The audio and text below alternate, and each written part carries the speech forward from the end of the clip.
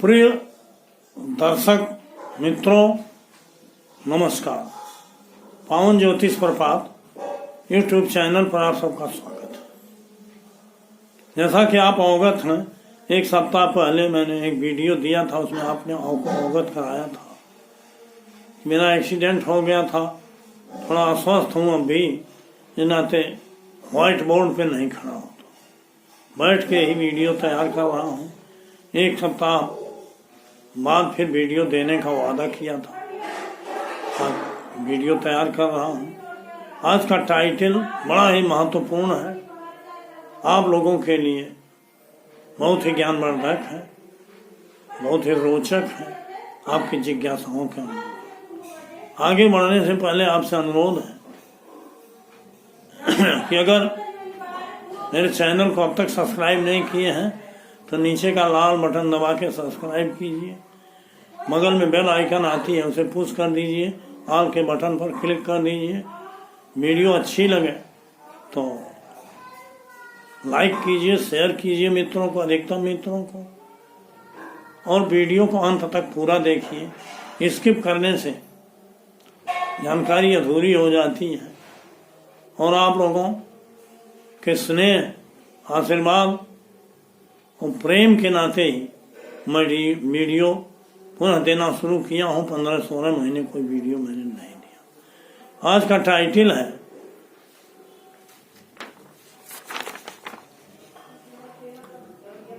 रत्न का सही चयन, समाधान की गारंटी।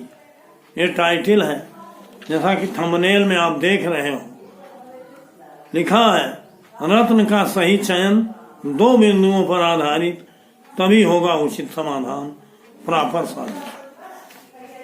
जी हाँ मित्रों, जीवन की किसी भी समस्या के समाधान के लिए हमेशा प्रथम वरीयता रत्नों को दी जाती है और उन्हीं को ज्योतिर्विदों द्वारा रिकमेंड किया जाता है। लेकिन जब मैं आपको बताने जा रहा हूं, ये मेरे द्वारा ही तैयार किया गया नियम है और ये अनुभूत है, सुपरिचित है। कई लोगों को हमने इस नियम से धारण कराया और काफी लाभ हो रहा है। तो जैसा कि मैंने थंबनेल में लिखा कि 2 बिंदुओं पर आधारित, इन बिंदुओं को स्पष्ट कर दूं। पहला तो पॉइंट जो दूसरे नंबर पर है उसको बता दूं कि कोई भी रत्न जो आप धारण करते हो, नेचुरल हो, टेस्टेड हो, लैब टेस्टेड हो, अच्छी दुकान से हो, ओरिजिनल हो और सारी गुणवत्ता उसमें मौजूद हो। नकली रत्न काम नहीं करते। रत्नों की जगह पर वो रत्न भी धारण किए जाते हैं, वो भी असली होने चाहिए। और पहला जो सबसे महत्वपूर्ण, ये दूसरा पॉइंट है, सबसे महत्वपूर्ण बिंदु है रत्न धारण कैसे किया जाए, किन सूत्रों पर किया जाए, क्या नियम है उसका। देखिए, बड़ी भ्रांतियां हैं। अब तक जो प्रचलित नियम है उसमें लग्न, पंचम और नवम, इन्हीं ग्रहों को वरीयता दी जाती है, इनसे संबंधित रत्न धारण कराया जाता है, प्राय ही होता है। लेकिन ये बहुत बड़ी भ्रांति है। बहुत अनुभवों के बाद ये भी आपसे बता दें, ज्योतिष के क्षेत्र में मेरा 40 साल का और 28 साल मैंने वही ज्योतिष पढ़ा है, जाना है जो आप पढ़ रहे हो, जान रहे हो। लेकिन रत्नों के बारे में मैंने जब अध्ययन किया, शोध किया केपी सिस्टम से, तो बड़ा सटीक लगा, उसी पर प्रकाश डालना। देखिए, 1, 5 और 9, 1 द्वितीय का व्यय स्थान है, 5वां 6वें का व्यय स्थान है और 9वां 10वें का व्यय, अर्थात भौतिक उपलब्धियों के लिए 2, 6, 10 महत्वपूर्ण भाव हैं और इनका व्यय स्थान उनके लिए हानिकारक होता है। इस नाते अगर आंख मूंद करके आप 1, 5, 9 में से कोई रत्न धारण करते हैं तो उचित नहीं है। मैं नहीं कहता कि वो लाभ नहीं करेंगे, कभी कभी लाभ भी करते हैं, लेकिन उसका नियम दूसरा, क्यों लाभ किया। इसमें जो मेरा सबसे अनुभूत नियम है उसमें नहीं जाऊंगा। आपको बार बार कई वीडियो में हमने सिग्निफिकेटर्स, नक्षत्र, उप नक्षत्र, कार्जेस और सबके बारे में विस्तार से बताया। मैं यहाँ केवल सिग्निफिकेटर्स पर चर्चा करूँ। आपको जिस काम के लिए, जिस समस्या के समाधान के लिए रत्न चाहिए, वो मूल्य होता है आपका स्वास्थ्य, और दूसरा होता है भौतिक उपलब्धियां आर्थिक क्षेत्र में, मुकदमे के क्षेत्र में, नौकरी के क्षेत्र में, व्यवसाय के या जीवन के विभिन्न क्षेत्र में जो बहुत से आयाम हैं लाभ के, उस क्षेत्र में सफलता कैसे मिलेगी, उसके लिए यद्यपि सबसे पहला अध्ययन तो होता है कस्पर सिग्निफिकेटर्स, उसके बाद प्लैनेट्स सिग्निफिकेटर, लग्न कुंडली कस्प, लेकिन सबसे महत्वपूर्ण होता है महादशा किसकी चल रही है। महादशा आप जानते हो कि केतु से लेकर के और बुध तक कुल 120 साल की होती है। केतु की 7 साल, शुक्र की 20 साल, इस तरह से सभी ग्रहों की महादशा है। आप इनसे अवगत हो। तो जिस ग्रह की महादशा हो वही ग्रह प्रभाव में होता है, और वही ग्रह आपको सफलता दे सकता है, समाधान दे सकता है।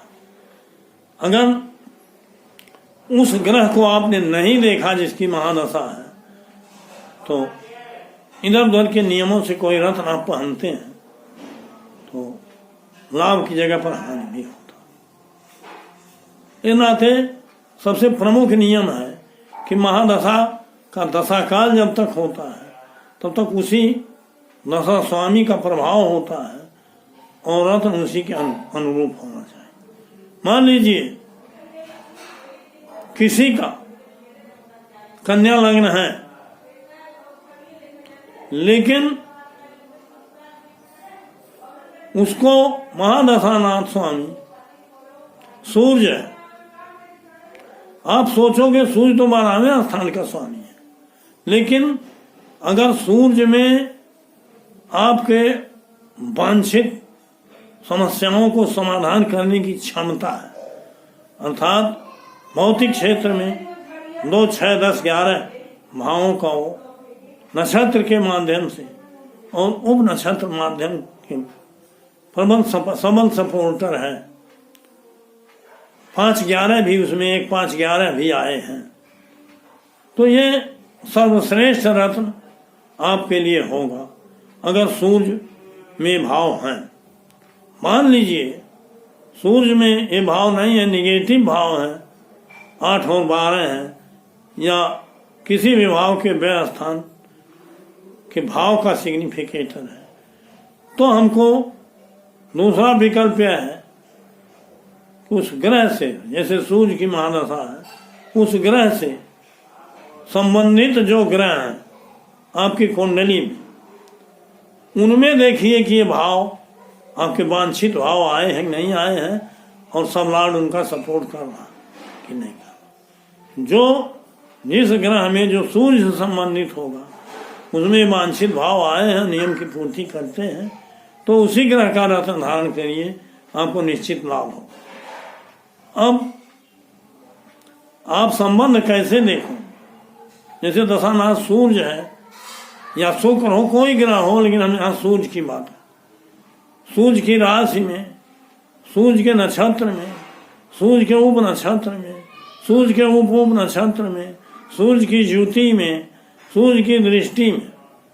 अब युति दृष्टि के नाम की बात जब हम करते हैं तो अधिकतम 6 अंश ही देखिए वो ग्रह की स्थिति है कि नहीं है, इससे ऊपर का संबंध नहीं।